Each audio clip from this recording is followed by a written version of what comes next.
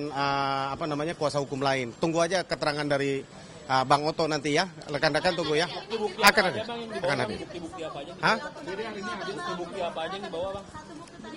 Ya, buktinya kami kan udah serahkan bukti pemulaannya kan cukup ya untuk melaporkan Dede dan Aib ya terkait dengan pemalsuan atau memberikan keterangan palsu.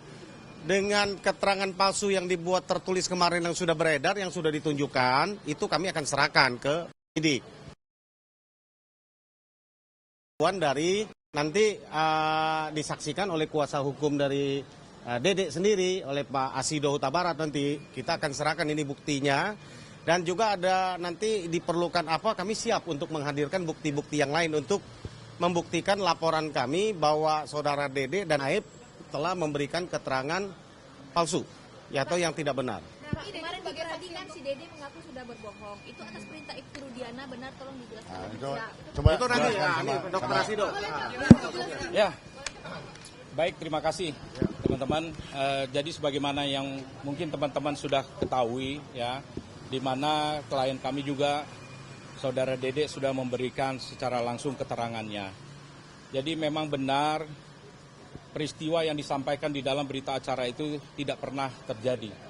Jadi saat itu saudara Dede ini dihubungi oleh saudara AF ya untuk kemudian berangkat ke kantor Polres Cirebon. Saat itu dia tidak mengetahui sebenarnya apa ini tujuan ke sana.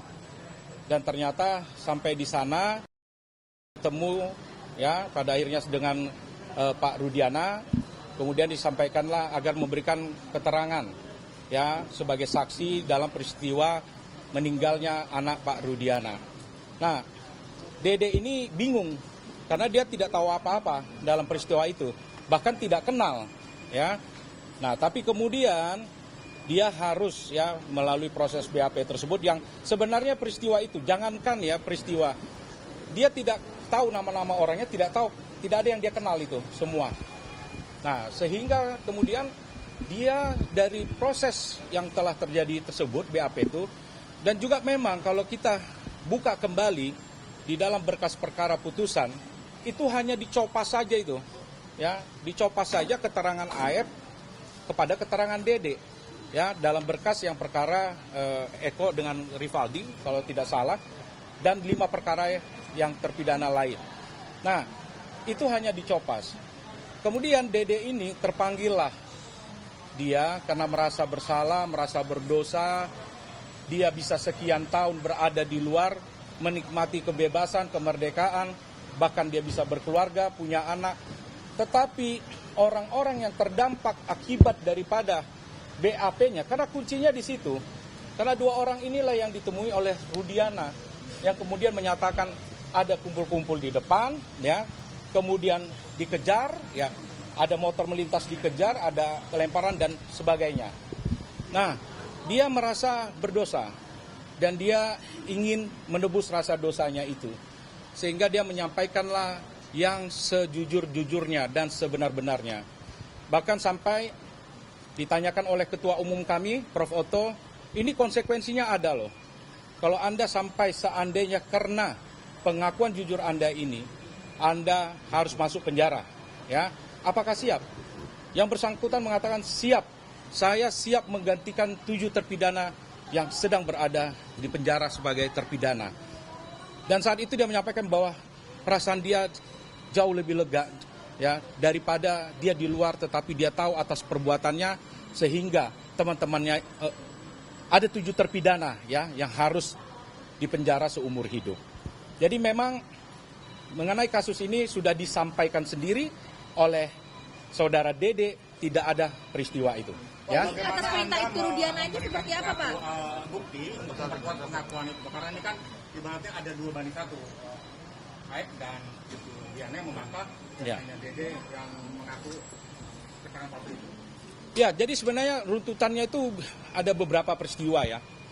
Jadi dari peristiwa di tanggal 25 ada, ya, yang mana sebenarnya di situ si Dede tidak ada, ya, terus ada peristiwa yang disampaikan pemukulan ya, karena ada memasuki perempuan lah, kira-kira begitu ya. Nah, terus kemudian ada dipukuli oleh warga di situ, yang kemudian AF ini merasa mungkin apakah balas dendam atau kecewa atas peristiwa itu.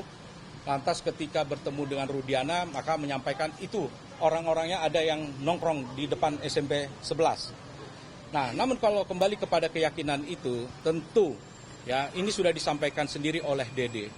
Ya, dia didampingi oleh mamanya ya sama kakaknya. Ya. Dan memang dia sangat terpanggil. Kenapa dia baru muncul? Ya karena memang itu yang dia sampaikan, dia kerja kuli bangunan gitu.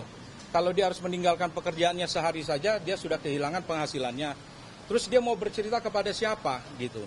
Ya, dia punya rasa ketakutan. Tapi ketika dia melihat ya dari channelnya Kang Deddy, terus kemudian melihat Peradi, dia punya kepercayaan diri untuk mencari keadilan. Dia menemukan akses to justice ya untuk dia bisa bersuara bahwa yang sebenarnya ceritanya seperti ini. Itu. Bang, ini kan 2016, maksudnya semua itu kan berdasarkan dari pengakuan Dede dan yang lain-lain.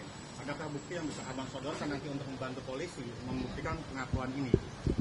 Ya, tentunya kami ini masih melakukan ya, menggali ya apa sekiranya nanti yang akan kita buktikan. Tetapi ini kan sebenarnya hanya sebahagian dari kejanggalan ya. Bagaimana Liga Akbar juga sudah mencabut. Tidak ada peristiwa itu gitu, yang konvoy, yang kemudian dia berada di dalam proses pelemparan itu. Jadi ini hanya bagian daripada kejanggalan yang luar biasa ini. Ya, tentu nanti kita akan menyiapkan itu. Baik, nanti habis ini